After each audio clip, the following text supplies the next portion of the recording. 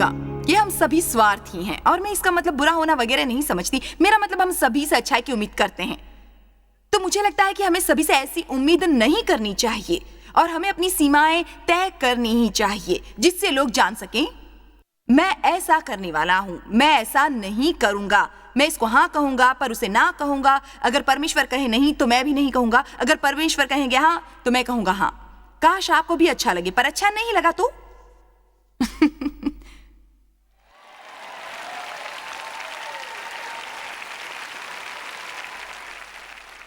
मैं आपसे कुछ कहूंगी। जब आप वर्षों से गलत रास्ते पर चलते जा रहे हो, आज यहाँ इस जगह पर लोग बैठे हुए हैं जहां आप उठकर कह सकते हैं सभी आशय और उद्देश्य से कि ये मेरे लिए ज्ञान का वचन है, परमेश्वर का। क्योंकि मैं जानता हूं कि परमेश्वर मुझसे संबंध चाहते हैं, जानता हूं कि परमेश्वर मुझसे बातें करते हैं, और ये सब समझ रहा था, पर मुझ में वैसे करने की हिम्मत नहीं थी। और आप जैसा कोई मुझे इसका सुझाव दे, आप भी उसमें से गुजरते हैं। मुझे बस इतना करना है। ओके, जानती हूं मुझे ये करना होगा, पर मैं आपसे कुछ कहना चाहूंगी। अभी भी आपका एक हिस्सा गलत तरीके से काम करने की लत में है। तो ये बात समझ लीजिए, जब आप सीमाएं और रेखा तय करते हो जैसा आपने पहले नहीं किया, तब आपको उन लोगों का सामना करना पड़ता है जिन्हें कभी नहीं किया। मैं आपसे वादा करती हूं ये उन्हें पसंद नहीं आएगा, खासकर जब आप उनसे सुनना चाहेंगे। ओ शुक्रिया वाह शुक्रिया। मैं जानती थी कि मैं मुद्दे से हट गई, पर मैं इंतजार कर रही थी कि आप आकर मुझसे कहेंगे। वैसा कुछ भी नहीं होगा डेव, और मेरे साथ भी। मतलब जब हमें कोई आपसी मसला सुलझाना हो, अधिकतर समय तो अगर वो मुझसे उलझे, मैं नहीं कहती ओ शुक्रिया, ये सुधार मुझे अच्छा लगा। अधिकतर समय तो जब मैं उनसे कुछ कहती हूं, वो भी वैसा नहीं कहते। वो तो बस किसकी बातें कर रही हो, किसी बातें कर रही, क्या मतलब है तुम्हारा, ये कहना चाहते हो। पर हम दोनों क्या ध्यान देते हैं, आप उलझते हो और परमेश्वर पर छोड़ देते हो, आगे बढ़ते हो और उससे बुरा व्यवहार नहीं करते, और जल्द ही हालात बदल जाते हैं। अगर आप लोगों से बात नहीं करते कि आपकी जरूरतें क्या हैं, तब उन्हें नहीं पूरा करने का दोष आप नहीं लगा सकते। जानती हूं महिलाएं इशारों पर जीना चाहती हैं, पर मर्द वैसा नहीं करते। उन्हें बातें सीधी चाहिए। आमीन। ठीक है, तो उलझना आपकी सीमा बचाता है। अब मैं आपसे एक और विषय पर बात करना चाहूंगी, उसके बाद हम किनारों की शिक्षा पर जाएंगे। आपको अपनी जिंदगी में शामिल होने वाले से भी सावधान रहना होगा, और उनसे अंतरंग संबंधों से भी। आमीन। हमारे एक दोस्त इस हफ्ते डलास के पास्टर आए हैं, डॉन और शेरन, और वो इस जगह को छोड़कर कनाडा जाने वाले हैं। अब जब वो सीमा पर पहुंचे, तब उन्हें सीमा नियंत्रण का सामना करना पड़ेगा और मेरे ख्याल से यही हमारी समस्या है। हमारे पास सीमाएं तो हैं, हमारे पास कोई सीमा नियंत्रण नहीं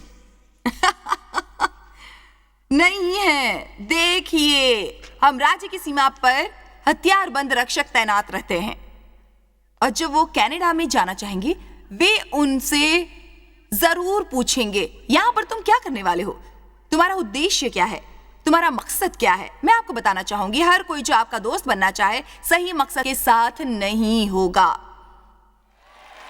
और आपको ये फौरन समझ लेना चाहिए कि क्या वो आपसे जुड़ेंगे, आपकी जिंदगी चूस लेंगे, आपकी जिंदगी चूस लेंगे। आमीन। मैं फिर से कहना चाहूंगी, हम किसी संबंध को पहले से ही समझ लेना चाहते हैं, ये व्यक्ति मेरे जीवन में कुछ जोड़ेगा या फिर वो मेरा सब कुछ चूस लेगा। अब मुझे फर्क नहीं पड़ता, मतलब मैं कुछ लोगों से जुड़ जाती हूँ और उनकी जिंदगी में मेरी भूमिका बस एक मददगार की होती है और कुछ नहीं, और मुझे बुरा नहीं लगेगा। पर मैं कुछ कहना चाहूंगी, ऐसा कोई भी स्वस्थ संबंध लगातार टिके रहने वाला नहीं है। देर या सवेरे से कुछ बदलाव तो जरूर आएगा, जहां वो व्यक्ति आपकी जिंदगी में घटाता ही नहीं है पर कुछ जोड़ता भी चला जा रहा है। और आपके लिए किसी भी सेवकाई के नजरिए से जोड़ना कितना बढ़िया होगा, उनकी सेवकाई के निर्माण में मदद करना और उनके नजरिए को बुरा करने में। पर देर या सवेर में आपकी सेवकाई, आपके नजरिए और परमेश्वर आपके साथ जो कर रहे हैं, उन्हें उसके बारे में परवाह नहीं होनी चाहिए। ये सिर्फ एक तरफा नहीं हो सकता, अगर हुआ तो लोग जल्दी थक जाएंगे। खैर, मुझे अपना संदेश पसंद आया, पता नहीं आपको आया या नहीं।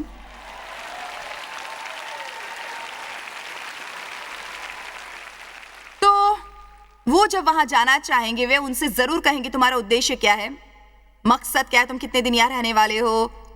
वो उससे यही सवाल पूछेंगे 4 या 5 अलग तरीके से, बस देखने के लिए। अगर वो गलती करता है, वो शायद उनके पूरे सामान की तलाशी भी ले सकते हैं, ये जानने के लिए कि वो कुछ अंदर ले तो नहीं जा रहे। कहीं कुछ में अगर उन्हें अच्छा महसूस हुआ, तब वो राज्य में जा पाएंगे। शायद हमें भी अपनी जिंदगी में आने वाले से सावधान रहना चाहिए, खासकर जिनसे हम अंतरंग संबंधों की छूट लेना चाहते हैं।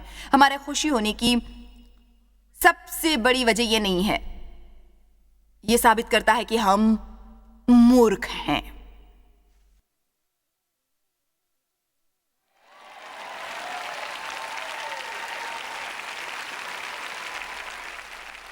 खैर, यकीन नहीं होता तुमने ऐसा किया।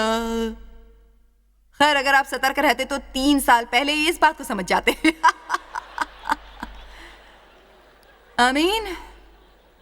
शायद मसीही धर्मियों के लिए सबसे कड़ी परीक्षा है कि आखिर हम किसके साथ हैं, और मुझे लगता है कि उसमें हमेशा गलत राह पर चलते हैं। सोचती हूँ हम कभी दुनिया में सभी से बचते हैं और उन्हें महसूस कराते हैं कि हम खुद को उनसे बेहतर समझते हैं।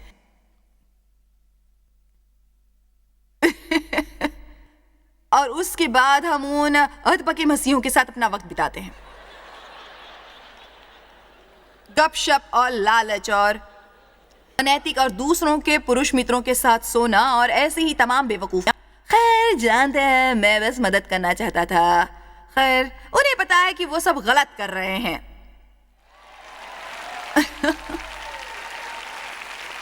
तो इसे देखिए, 1 कुरिन्थियों 5:9। मैंने अपनी पिछली में लिखा है कि व्यभिचार, करीब या आदत ना करना, ये नहीं इसका मतलब कि तुम बिल्कुल इस जगत के व्यभिचार या लोभियों या फिर अंधेर करने वालों, मूर्ति पूजनों की संगति न करना, क्योंकि इस दशा में तो तुम्हें जगत में से, मनुष्यों के समाज से निकल जाना ही पड़ेगा।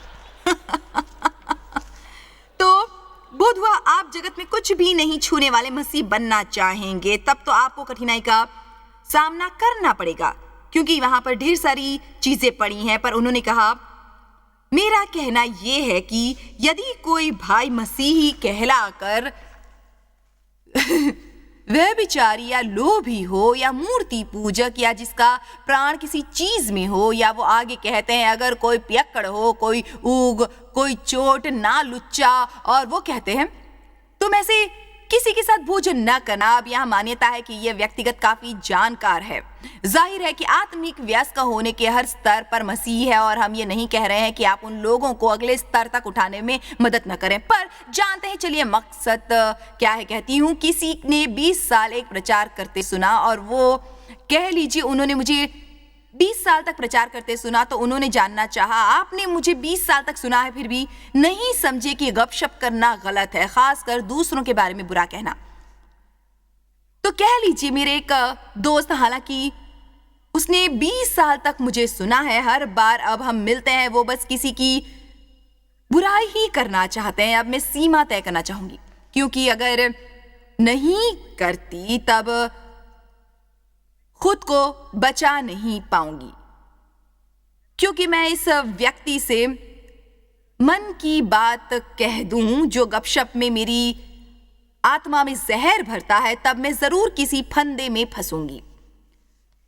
शायद किसी की बात मानकर किसी व्यक्ति को एकदम बुरा समझ बैठना, और जिसने जो कहा वो शायद गलत हो, तो मुझे उनका सामना करना होगा। सब कहिए सामना नहीं।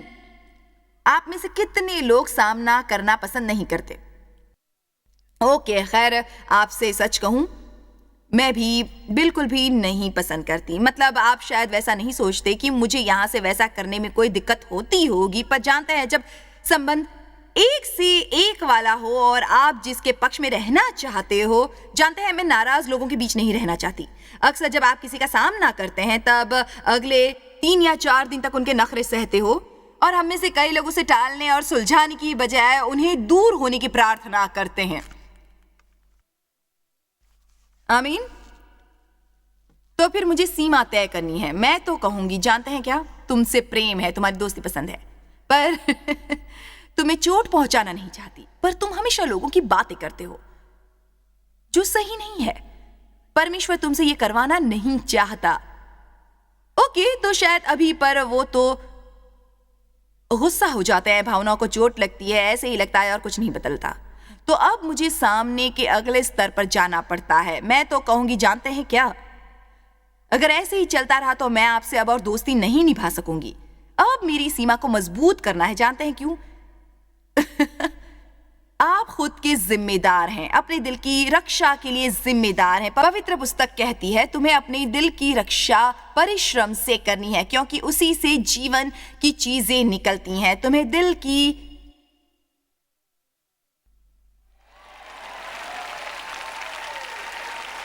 की रक्षा करनी है। अपनी जिंदगी में सीमा नियंत्रण होना ही चाहिए। जानते हैं कई बातें हैं जिन्हें हम नहीं करते, जिन्हें करना चाहिए, खासकर जिन्हें हम प्रेम समझते हैं।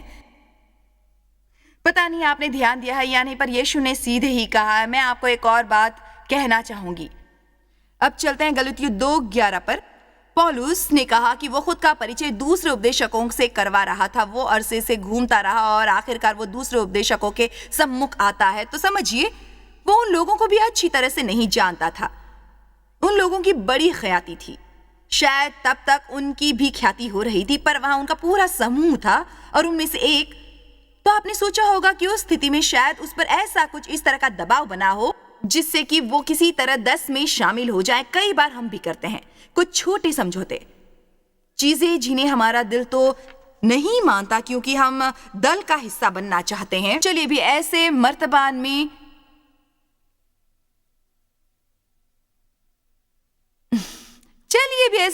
कि आपको मेरी बात समझ आ जाए। पर यहां देखिए, पर जब कैफा अंताकिया में आया, पौलुस कहता है तो मैं उसके मुंह पर उनका सामना करूंगा उसके व्यवहार के बारे में, क्योंकि वो वहां पर दोषी ठहरा था। इसलिए कि याकूब की ओर से कितने लोगों के आने से पहले वो अन्य जातियों के साथ खाया करता था, पर जब वे यरूशलेम में आए तो खतना किए हुए लोगों के डर के मारे उनसे हट गया और किनारा करने लगा। वो वहां कह रहा था, सुनो पतरस, आमतौर पर अन्य जातियों के साथ खाते हो, आमतौर पर तुम उनसे दोस्ती करते हो क्योंकि जानते हो कि परमेश्वर के आदेश से वो आए हैं, पर अब तुम्हारे यरूशलेम से खतना किए हुए लोग आए, तब तुम अचानक से उनके साथ हो लिए और इनके साथ जैसा व्यवहार तुम करते हो वैसा नहीं कर रहे हो। और तो पौलुस उसी दशा में आता है जो अकेला हुआ करता था। दूसरे सभी लोग अरसे से उपदेशक हुआ करते थे, उनकी बड़ी ख्याति थी, और पौलुस ने पतरस के मुंह का सामना किया और फिर कहा, तुम्हारा व्यवहार बुरा है, जो परमेश्वर नहीं है, जो परमेश्वर की ओर से नहीं है। तुम्हारे व्यवहार का ये तरीका सही नहीं है। और अब दिलचस्प बात जानते हैं, उनके संबंध अरसे तक बने रहे। हमें बोलने की इच्छा होनी चाहिए, स्थिति का सामना करने की, इन सब में अपनी परवाह करने को भूलना चाहिए। अक्सर हम कहते रहते हैं, मैं तुम्हें दुखी नहीं करना चाहता, पर सच में आप खुद को दुखी नहीं करना चाहते, खुद नकारा जाना नहीं चाहते, खुद दंडित होना नहीं चाहते, खुद पर दोष देना नहीं चाहते, आप पर कोई नाराज ऐसा नहीं चाहते, आगे आने वाली मुसीबतों में खड़ा होना नहीं चाहते। मैं भी कुछ कहूंगी, पहले मैं अभी भी परेशानी में, पर पहले ज्यादा परेशान थी और मैं तो बहुत ज्यादा जोड़ तोड़ और वश में रखने वाली थी। डेव और मेरे संबंध के शुरुआती कई सालों तक वैसी थी। मैं चालाक और सख्त पिता की देखरेख में बड़ी हुई। मेरा नजरिया सिर्फ एक था, चाहिए अगर वो मुझे नहीं मिलता तो मेरी मर्जी पूरी होने तक मैं हर से नाराज ही रहती, और वैसा इसलिए क्योंकि मैंने वही देखा था और संबंधों में वही व्यवहार किया था। खासकर शादीशुदा संबंधों में भी वैसा किया क्योंकि वही देखा था। अब मेरे पति एक शांति प्रिय आदमी है, पता है, उन्हें परमेश्वर के वचनों की जानकारी थी। मेरी कुछ समझ में नहीं आता था, उन्हें अच्छा महसूस होता था। जानते वो मुझसे शादी करने वाले थे, वो परमेश्वर से एक बीवी की प्रार्थना करते थे, कोई ऐसी जिसे मदद चाहिए। मुझे नहीं लगता उन्हें पता था कि मुझे कितनी मदद चाहिए, पर बहुत जल्दी वो उसके बारे में सोचने लगे। मैं किस चीज में उलझ गया। और जानते हैं, हमारी शादी के पहले कुछ सालों में, मतलब मैंने काफी परेशान किया। मतलब मैं सच कहना चाहूंगी, अगर मुझे नहीं मिलता, अगर देव मुझे नाराज करते कई बार, तो मैं 3 हफ्तों तक उनसे बात नहीं करती।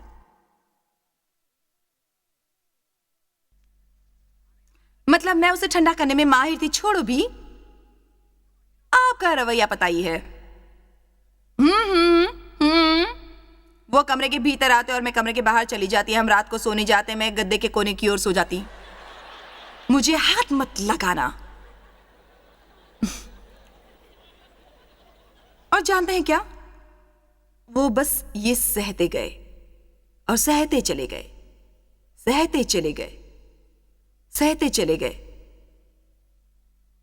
फिर उन्होंने एक किताब पढ़ी।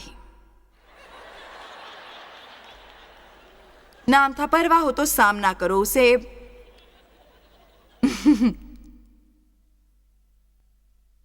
महसूस हुआ कि परमेश्वर ने उसके हाथ में किताब दी, क्योंकि अब वक्त था मेरे लिए बड़े होने का।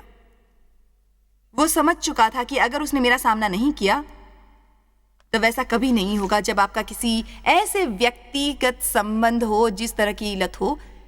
ये कल्पना अच्छी लगती है कि स्वर्ग से बिजली गिरेगी, वो बदलेगा, पर सच्चाई है कि परमेश्वर आपके सहारे भी कुछ करना चाहेंगे। तो अब जानते, मैं हर दम प्रचार करती हूँ, हम लोग नहीं बदलते। आप दैहिक कार्यों से लोगों में बदलाव नहीं ला सकते, पर इसका मतलब ये नहीं कि परमेश्वर आपको सामना करने को नहीं कह रहे हैं उस परिस्थिति का। और उसकी चाबी है सामना करना। उन्हें सच्चाई बता दो और फिर नाराजगी को दूर करो। आमीन।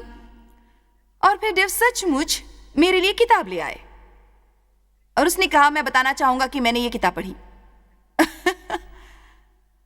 अब मैं समझा कि वो तुम्हारा सामना करना होगा। हम दोनों जानते हैं कि तुम्हारा रवैया ठीक नहीं है। हम दोनों जानते हैं कि तुम मुझसे अपमानजनक व्यवहार करती रहती हो, जो गलत है, गलत है। दरअसल जो उसने मुझे कहा था, अगर मैं तुम्हारे व्यवहार के हिसाब से अपने मर्द होने का आंकलन और मूल्य करता तो बहुत बहुत पहले ही हार मान चुका होता। नहीं, अच्छा, अब जरा ये सुनिए। एक दिन परमेश्वर ने कहा, काश तुम अपने पादरी से आधी इज्जत भी अपने पति की करती तो अच्छा होता।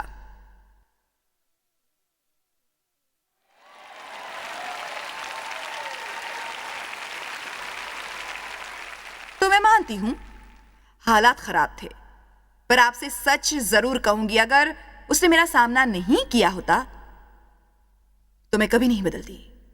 और हमने उसके लंबे इंतजार की बात भी की और उसने कहा, मैं शुरू से ही जानता था कि मुझ में कुछ नहीं होगा, क्योंकि तुम में कई समस्याएं थीं, तुम कई घाव और दुख से परेशान थी। अगर मैं तुम्हारा विरोध करना शुरू कर देता पहले 2, 3, 4 साल, तो मुझे छोड़ देती। सामना करने का वक्त होता है, सामना न करने का वक्त होता है। कभी आपको प्रार्थना और इंतजार करना है, लेकिन जब परमेश्वर कर्म का आदेश देते हैं तब आपको करना होता है। मैं यहाँ किसी से घर जाकर वहीं पर कुछ करने की बात नहीं कर रही। जानते हैं, ओके यार, मैंने आज सुसमाचार सुना और मैं तुम्हें बताता हूँ क्या, हमारे इस घर में कुछ सीमाओं और बाड़ी की जरूरत है।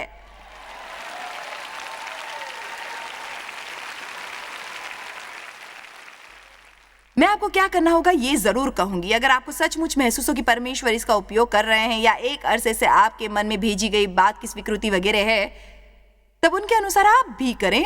मुझे सतर्क किया। उन्होंने कहा, मैं तुम्हारा सामना करूंगा और अभी से कह देता हूं कि तुम्हें वो पसंद नहीं आएगा। पर उन्होंने कहा, अगर मैं ऐसा नहीं करता तुम और मैं शादीशुदा नहीं रहेंगे। अगर मैं ये नहीं करूंगा तब मैं परमेश्वर का आज्ञाकारी नहीं रहूंगा, क्योंकि परमेश्वर ने ये बात मेरे मन में डाली है और उस दौर में उससे परमेश्वर की आज्ञा मानने जैसा लगा। और अगर मेरी प्रतिक्रिया उससे सही नहीं होती तो वो समस्या मेरी थी, उसकी नहीं। और मैं बताना चाहूंगी, लड़ाई जोरों पर थी, मेरी ओर से लड़ाई जोरों पर थी और वो खत्म होने वाली थी। मतलब मैं आपसे एकदम सच कह रही हूं, मेरे मन में इतनी बगावत थी। अब मेरे मन में यीशु है, पर मेरे मन की बगावत थी। आप में से कोई मुझे समझ रहा है या नहीं? और मैं बताती हूँ क्या, मुझे मर्दों ने तंग किया और मैंने खुद से कस्में और वादे किए, कोई पुरुष अब मुझे रास्ता नहीं दिखा सकेगा। और फिर मैंने आज्ञाकारी बीवी पढ़ी कि बीवियों को पति के अनुसार ढल जाना चाहिए, और मेरा तो ढलने से दूर दूर तक का रिश्ता नहीं था। कहना तो दूर था, मैं किसी के लिए क्यों ढलूं?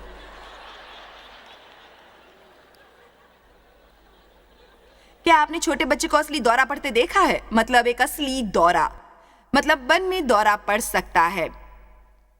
मेरा मतलब मेरे भीतर ऐसा हुआ था जैसे मैंने बस सोचा कि मैं और नहीं सहूंगी। तभी मैं फर्श पर लेट गई थी और फर्नीचर के पाए को पकड़े हुए थी। आपको याद आया? याद है, मैंने आपको बताया था। मतलब मैं एकदम, मेरे मन में लड़ाई भयंकर थी। मेरा मन परमेश्वर की आज्ञा मानना चाहता था, पर मेरा दूसरा हिस्सा इतना बगावती हो चुका था क्योंकि मैं एक अरसे से वैसी ही रही थी। और मुझे याद है कि मैं एक दिन अपने ऑफिस के फर्श पर लेटी थी, फर्नीचर के पाए को पकड़े हुए कह रही थी, परमेश्वर प्लीज प्लीज, परमेश्वर please please please please please, आपको मेरी मदद करनी है। मतलब मैं उस कमरे में जाना चाहती थी जहां डेव था और किसी चीज से उसका सिर फोड़ देना चाहती थी। मतलब मैं उसके बाल नोच लेना चाहती थी। सबसे बुरी बात थी कि वो एकदम सही था। कहो भी, आज मेरी जैसे यहां कोई है क्या? मुझे पता है मैं आज यहां अकेली नहीं हूं।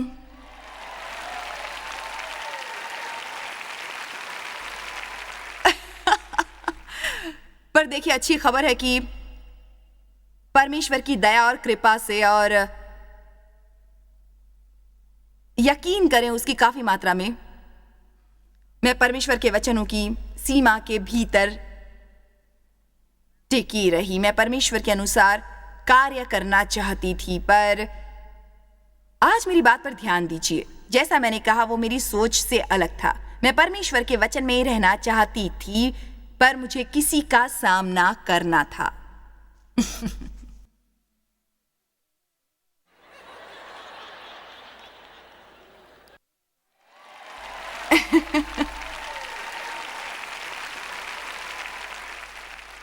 अब अगर आप वहां बैठे हुए उन लोगों की सोच रहे हैं जिनका आपको सामना करना है, मुझे शायद ये अलग देना चाहिए और मैं बड़ी सच्चाई से पूछना चाहूंगी, आपको भी किसी विषय पर सामना करने की जरूरत है।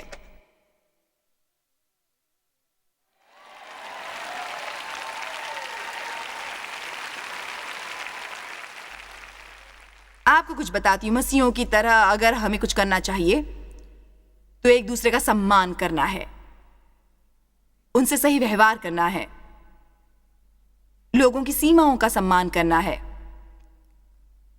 और मैंने ये अच्छी तरह सोच लिया है कि मैं उन लोगों से संबंध नहीं रखूंगी जो मेरा सम्मान नहीं करते और मेरी सीमाओं का भी सम्मान नहीं करते। मैं जानती हूं जिंदगी में चीजें सरल रखने के लिए मुझे लोगों का अक्सर सामना करना होगा जो मुझे अच्छा नहीं लगेगा। ये मेरे और आपके लिए मजेदार नहीं होगा और कई तरह से मेरी देखरेख के अनुसार आपकी बजाय मेरे लिए और कठिन होगा। मेरे पिता अक्सर नाराज रहते थे। अगर मैं प्रार्थना न करूं तो इस बात पर भी लड़खड़ा जाऊंगी कि मैं हमेशा युद्ध क्षेत्र में रहने की वजह से किसी को नाराज न करने के लिए कतराती रहती हूँ, खासकर अगर कोई मेरे एकदम करीब का हो। अगर दूर का हो तो मुझे कोई फर्क नहीं पड़ता, लेकिन अगर साथ वाला ही गुस्से में लाल पीला होने लगे तब अच्छा नहीं लगता। इसीलिए मुझे विश्वास से वैसा करना होगा जैसे मैंने आपको विश्वास से करने को कहा। और एक बार फिर कृपया घर जाकर वहां पर अनेक चीजों को चलाना शुरू न करें। प्रार्थना करनी होगी, पर कल्पना कर सकती हूँ कि आप में कईयों के संबंधों में अक्सर लोग आपसे फायदा उठा रहे होंगे। जानते ही होंगे, परमेश्वर जानता है, परमेश्वर आपसे उसे सुलझाना चाहता है। आप में कई लोग होंगे जो दूसरों से फायदा उठा रहे होंगे। आपने अपनी सीमाओं और रेखाओं का सम्मान नहीं किया। मुझे लगता है अब समय हो गया है कि सभी बड़े हों और सम्मान करें एक दूसरे की सीमाओं का। आमीन।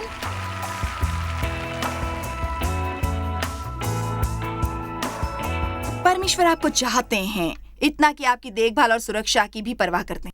इसीलिए हम सभी को उन्होंने सीमाएं दे रखी हैं। वे हमारे सुरक्षा क्षेत्र हैं। हमें बस उन सीमाओं को अच्छी तरह समझना है और परमेश्वर की मदद से उन्हें भीतर टिके रहना है। बढ़ावा दे रही हूं उन चीजों के लिए जिनसे आप सुरक्षा क्षेत्र में रहना सीखे, जिसे परमेश्वर ने आपके लिए बनाया है। जॉय स्मायर मिनिस्ट्रीज में आप हमारे लिए कितने अहम हैं, इसका आपको अंदाजा नहीं। हम आपके आभारी हैं और हम धन्यवाद करते हैं अपने सब मित्रों और सहयोगियों का कि उन्होंने इस विश्वव्यापी सेवकाई को संभव बनाया। मिलकर हम भूखों को खिला रहे हैं, गरीबों को पहना रहे हैं और कई देशों में सुसमाचार पहुंचा रहे हैं। कृपया हमसे संपर्क करें या विजिट करें jmmindia.org पर। आज ही अपनी प्रार्थना के अनुरोध बताने के लिए, हमारे साधनों के बारे में और जानकारी और जॉयस की सभाओं का शेड्यूल जानने के लिए और हमारे सहयोगी बन जाएं दुनिया भर में मसीह का प्रेम बांटने के लिए।